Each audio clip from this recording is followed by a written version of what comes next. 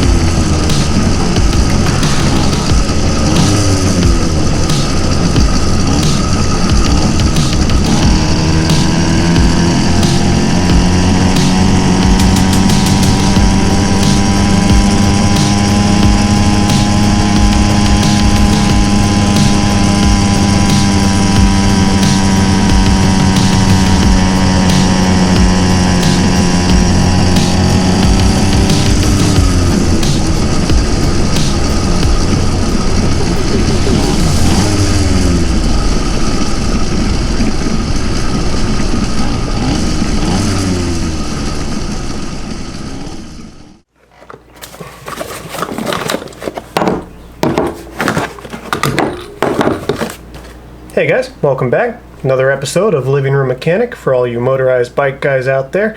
And we're taking a look at the basic NT carburetors for these kits. Now there are some differences, which is why we're doing a video about them. In this video I'm going to show you how I clean them, and then I'm going to show you a few tips that might help in certain situations, as well as look at some of the differences between different versions of these carburetors. You can't really tell at a glance, but there are some subtle differences and things that you might want to watch out for if you need to purchase a replacement carburetor. So for now, I'm going to get these out of the way. Oh, that's just these two. And we're going to start off by cleaning them. Anyways, over here, I have one already disassembled as far as I would go for a basic cleaning. And this is done just so you don't have to be intimidated. If it's your first time ever considering cleaning one of these carburetors or just taking it apart for whatever reason, this is all you have to deal with. The only thing I needed to take this entire carburetor apart was a Phillips screwdriver. We've got our air box, so we're going to get this out of the way now. This carburetor up here is off the YD100. At least for cleaning and maintenance, everything is the same. That's pretty much all you have to work with. So let's go ahead and take this one apart, clean it, and put it back together. Now, first, I will take out the drain screw. A lot of debris can get caught down here, so I like to clean off the tip of this and that little compartment down there. Go ahead and clean this washer, but for now I'm going to put it on the screw, words are hard, and set it aside. Draining this can also help in the field if you got bad gas, or maybe you got some water in your gas. If your bike sat out in a heavy rain, water can actually make its way into the float bowl via various ways. On the cheap carburetors, it likes to get through the priming bulb, or it can just drip down through the throttle cable. Let's go ahead and take this bowl off. There's only 2 screws that hold it on.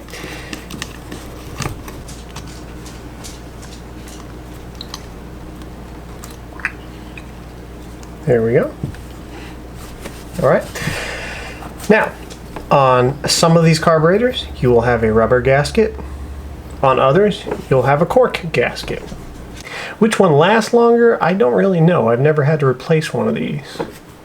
Now, when you're taking it apart, this pin on most of these carburetors, but not all, likes to just fall right out. So I do not suggest doing this in the grass. There she goes.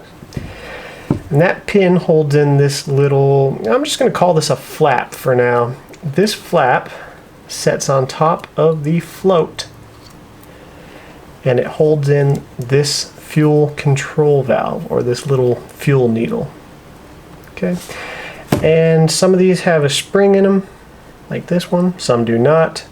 First thing you want to do when you take this apart, go ahead, wipe it off, put it up to a light, and make sure you don't see any gas in it.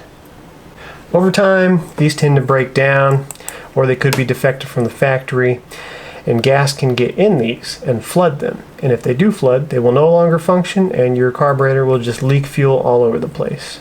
So if it goes bad, get a new carburetor. Speaking of parts, if you lose a part, you break a part, or you just need to replace a part on one of these carburetors, just buy a new carburetor. I hate to say that, but honestly guys, you're talking $10 to $15. Trying to find a part for one of these, I don't think would be worth your time and shipping, but that's just my 2 cents. If anything ever goes wrong with one of these, I'd just replace them. Or in my case, I have a box of carburetors, which I can donate pieces. That's pretty much it for the inside. Just make sure you got your float, this little flapper, your pin that holds it in, and this needle. Personally, I like to set these small parts in the float bowl. So here's your jet, and this is the only jet on these carburetors. Okay, now we're going to go ahead and take off the air box.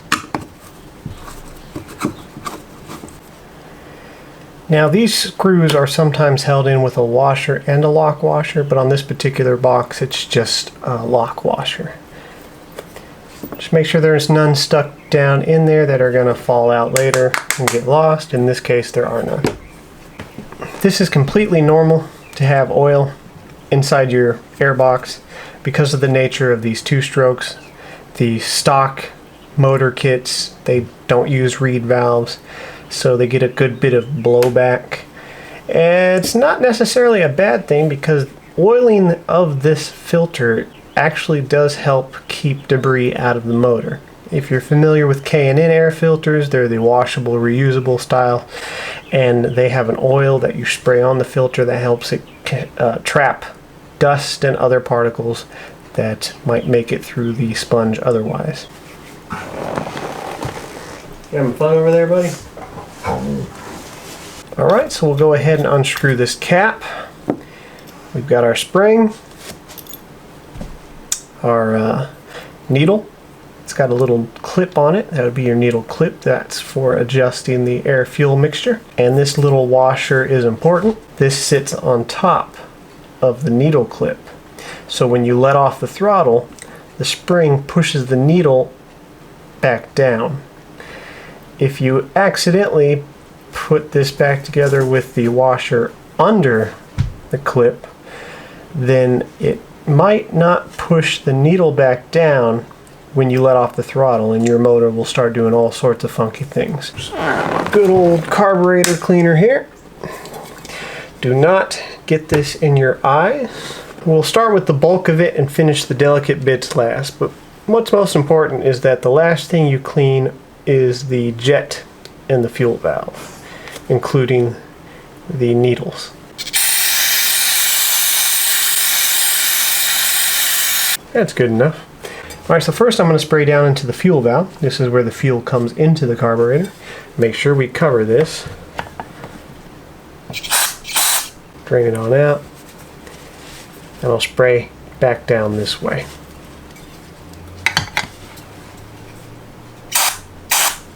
You see it sprayed out a bit of gunk right there. And having debris in this valve is what causes most of the common issues you're going to deal with on these carburetors, which would be fuel overflow. Oop, we forgot to take our throttle piston out. Usually it just falls out. There we go. Now we're going to spray down the jet and clean that out.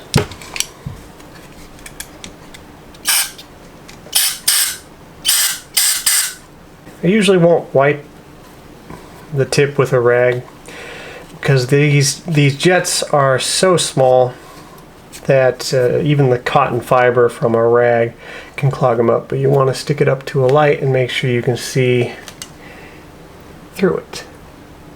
And we can see through it just fine. Okay, that is pretty much it for the majority of the carburetor. You can spray on down here, but it's not really necessary. We're going to go ahead and set that aside. Now all the individual parts, we're just going to go ahead and clean them up real quick. Start with the float. Give it a good wipe. And on these parts, don't be afraid to use a fresh rag, because you don't want to leave any debris on these parts that can get washed out by the fuel and stuck in your jet.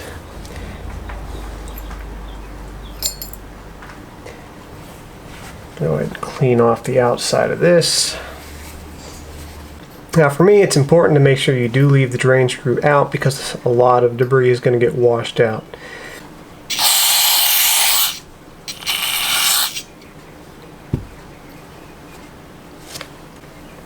Now this stuff dries really fast, so you don't have to wipe it out when you're done.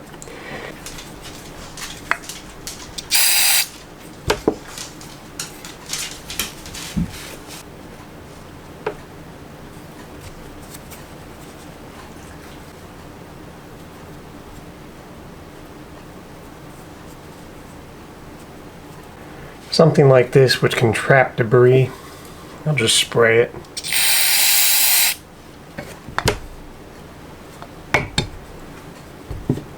I won't spray the gasket with carb cleaner because in some cases that can eat away at it. So I'll just give it a wipe. And this little guy is important to make sure it's good and clean.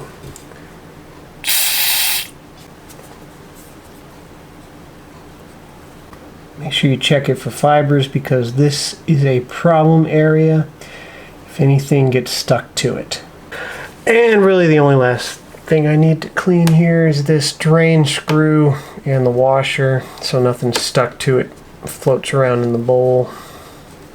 I stopped spraying them with carb cleaner because this actually breaks down the sponge material. It starts to get real squishy, loses its structure.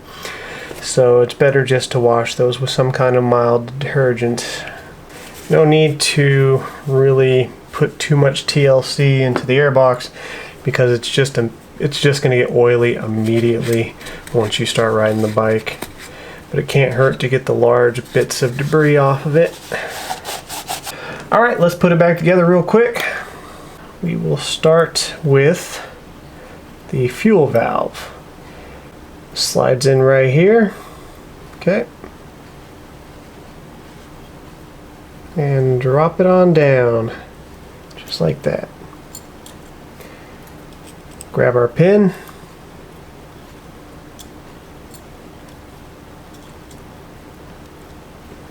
Pretty easy to line up. Now on some of these, when you disassemble them, you'll need to use a pick to push that out because some of them are stuck in there pretty good, but most of them just fall right out. You don't have to worry about the pin getting dislodged when this is back together because it's actually held in by the walls of the float bowl. Drop in our float. I like to put the crease on top so that if there is a defect in this plastic weld, there's less chance of it filling up with fuel while I'm out riding it. Okay, so put the crease up. Now our gasket. So we're good.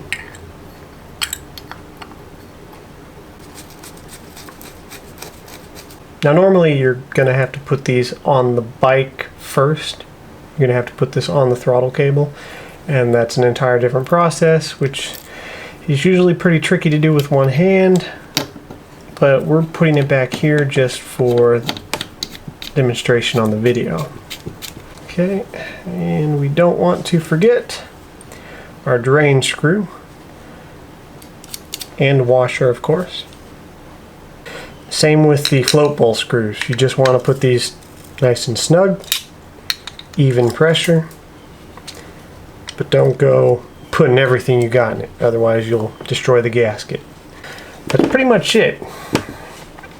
You just put your filter back in the air box like so and put it back on the bike. This cage for the filter has a little cutout on most of these, so it only goes in one direction. Just make sure you find that.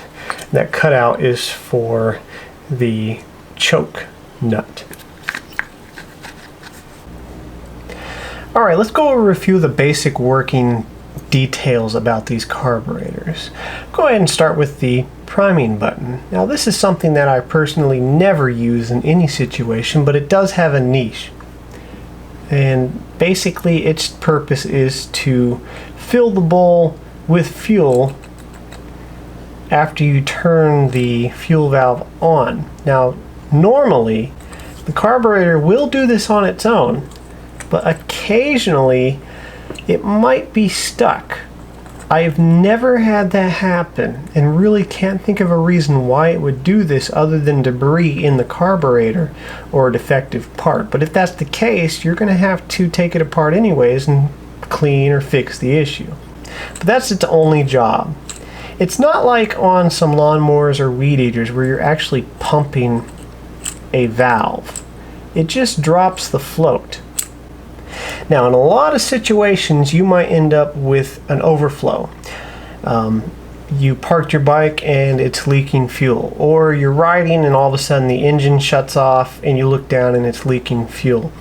That can be caused by a few different things, but most common is because debris has gotten on the tip of this needle and it will no longer reach the top of the valve and shut off the fuel. So the fuel is just going around it because there's debris.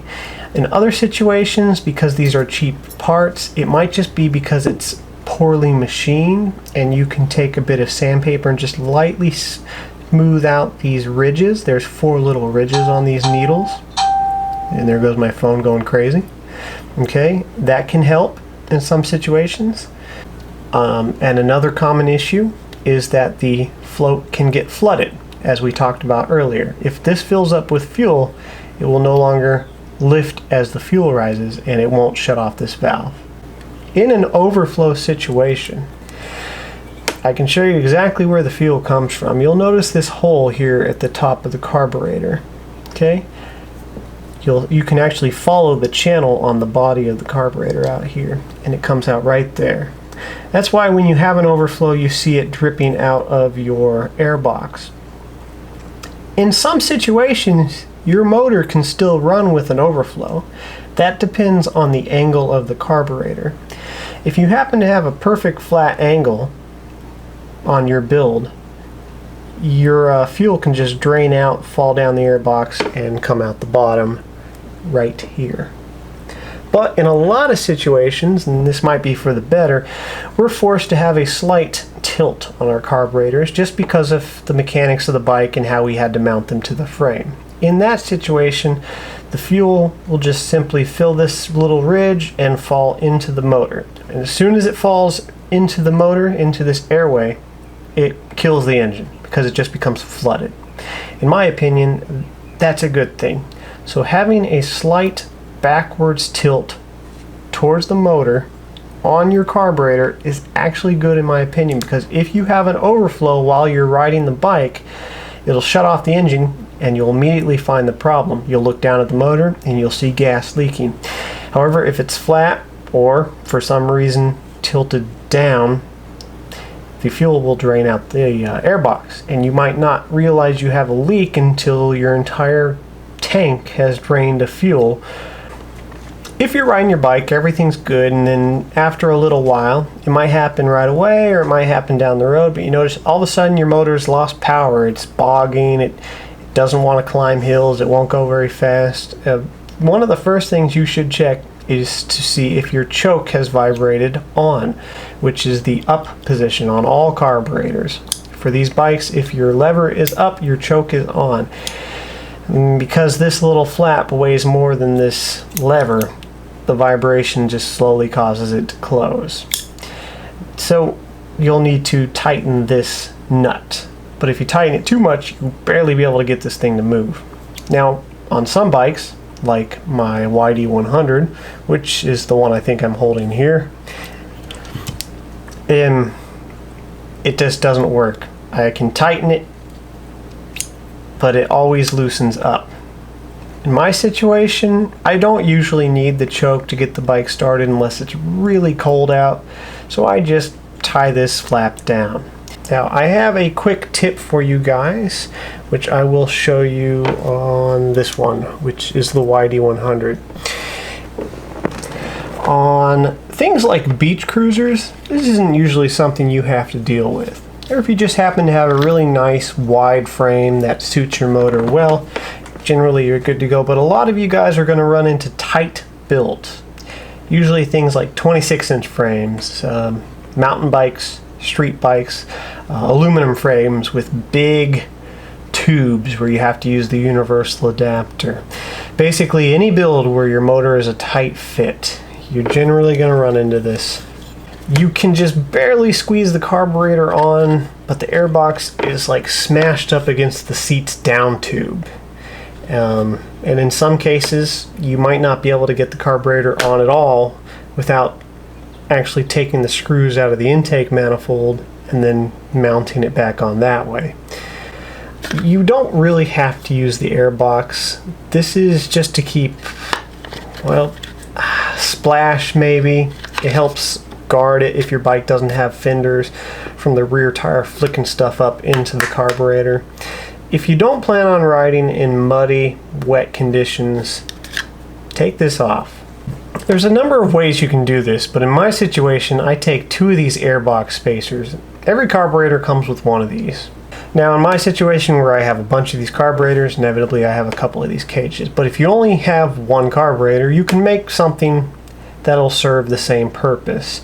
Get a sheet of plastic and just cut it out yourself. But what I like to do on tight builds is set 1 of these cages on the carburetor like so.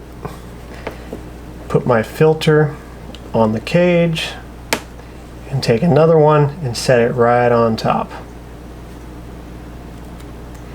The rest of this is kind of self-explanatory. I'm sure you know where I'm going with this. You can take your screws that came with your airbox. I like to keep the lock washers on them because they dig into the plastic, and go ahead and just screw that bad boy down. Now if you tighten it down all the way, it squishes the filter element, but because these are very coarse filters, it doesn't really restrict the flow. You won't really notice a difference. Another option, if you don't like the idea of using screws, you think maybe they'll vibrate loose and you don't want to deal with like Loctite, just a zip tie. 2 zip ties straight through the holes, tighten them down good and strong, and there you go. I've been running the YD100 like this, and we still reached, I think, 41 miles an hour was our top speed in the last run. But I like the idea of using 2 cages because the motor is sucking the air in from here, and it might just end up collapsing the filter and causing a restriction because there is a lip here in this section, and you want something supporting that filter so that air can pass through this entire cage and not just this one little bit of the carburetor, and then it's trying to breathe through this little bit of compressed sponge. Now I want to talk about some differences in these carburetors and things you're going to want to watch out for. I have 3 here, and these are 3 different carburetors. And at a glance, other than the fact that I've disassembled them slightly, you can't really tell a difference. However, a big noticeable difference is the word speed on this carburetor from the Sutek. This one is Chinese symbols, I assume. So is this one. Now these 2, just looking at them, look absolutely identical. When this one had a priming bulb, it was the same rivet style priming bulb. Now, there is a performance difference between these 2 carburetors, and these two carburetors. There is a reliability difference between this carburetor and these two. First off, the rivet priming button. I don't like it. First off, I don't care for primers on these carburetors at all because I mentioned I don't use them. I don't see a reason for them to be there. There is no situation I can think of, whereas if you had to use it, there's not something wrong with your carburetor. All right, but these rivets are an issue. First off, they leave this unsealed gap where dust and crap can get down into your bowl every time you push it. Second, a false sense of security. Newer builders are probably pushing down on this thinking it's something they have to do, or they think it's helping their situation. They, the bike hasn't started in a while, I'll go ahead and prime it. They might think it's like a lawnmower or a weed eater where you're actually pumping a valve, but it's not. It's just a mechanical lever pushing down on the float, which is something that gravity is supposed to be doing for you, and if it's not, you've got a problem. Okay. Second, on these cheap $10 carburetors that you can get off Amazon or eBay, the glue gets eaten away by the fuel, which has happened on 3 carburetors. Here's one of them. I've got 2 more in the box which are missing priming buttons. The glue just doesn't hold. It's not gas resistant, and after a few weeks the whole thing just kind of popped out. So what I did is I just pulled it out and I sealed it up with epoxy putty. Now, this doesn't have to be an airtight seal. The only reason it's covered is to keep dirt and debris from falling down that hole into your float bowl and clogging up your jet or your on-off for the fuel. Okay, so this carburetor still works just fine and wouldn't notice a difference. So guys, I'm not sure how well you're going to be able to see this in the camera, but I wanted to point out some of the differences between the jets and needles in these carburetors. Now on the left we have the needle from the cheap $10 knockoff carburetor. In the middle we have the needle from the NT speed carburetor, and on the right we have the needle from the YD100's carburetor. So I guess the carburetor that comes with the YD100 is still one of the cheap versions, but with the upgraded throttle piston and a bigger jet. So kind of an in-between. Anyways, it works. So one thing you'll notice is they're all different sizes. The speed carburetor is a longer needle than the knockoff and the YD100. So let me go ahead and set that one aside. The YD100 needle is a bit thicker than the knockoff, but it's the same length. This is something important to note because if you're mixing parts, say you're putting a carburetor on a bike and you don't change out the needle, you could have an issue trying to tune your motor if it runs at all. There's also different styles of clips they use on these, but it's also important to note that on some of these carburetors there's not as many clips or notches for the clips to go into. Now as far as jets go, this is just based off the information I found available. The knockoff cheap carburetor I believe comes with a number 70 jet. The speed I believe comes with a 75, and the YD100 with a 79. But do not quote me on that because I'm unsure. I've gotten mixed opinions. None of the stock jets are labeled on any of my carburetor, including the speed. At the moment I have a number 75 in my YD100, but that wasn't the jet that it came with. The reason this one is a smaller jet is because the throttle piston is smaller. The actual airway itself is smaller. This one does not allow as much fuel and air into the motor. It's not a big difference, but it is a difference, and I will show you. So this is the throttle piston for the $10 China carburetor, knockoff NT carburetor. Slides down in, no issues. Once you get it in there, doesn't really wiggle around. Tiny bit of wiggle. Alright, that's how it's supposed to be.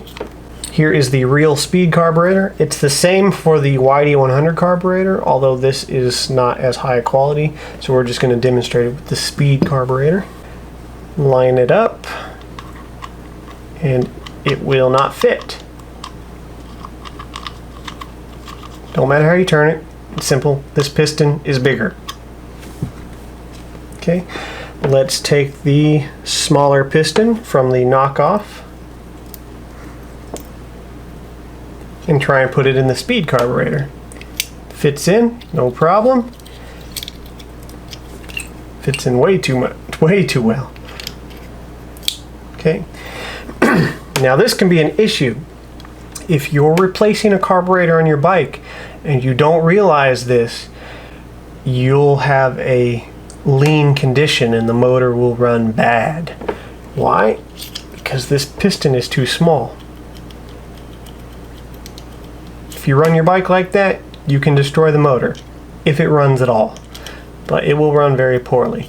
You'll have a lot of air escaping around the sides because it doesn't match up to the walls,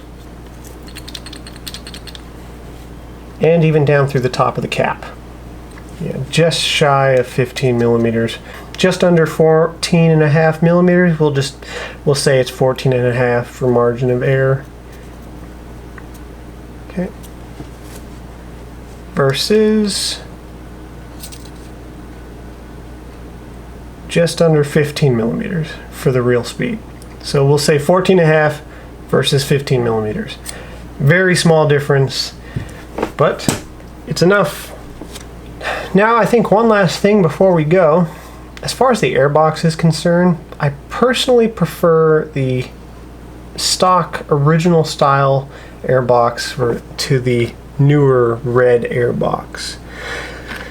These pull air from straight down. These scoop air in from the front of the build. So warm air from the motor is going to be getting pulled into these, plus dust that's flicked up from the front tire. If you don't have a fender, these are going to suck it right in, whereas these pull air down. How clean is that air going to be? Not much cleaner, but I just like the idea of this pulling air down. These are also a lot better to run if you're in a wet condition, because there's no real direct path for water to get sucked into the airbox. Obviously this isn't airtight, water can still get in there, but the majority of the air is getting sucked in from the bottom, so water can drain away. It's just a little reassurance, but I don't have any issues with these.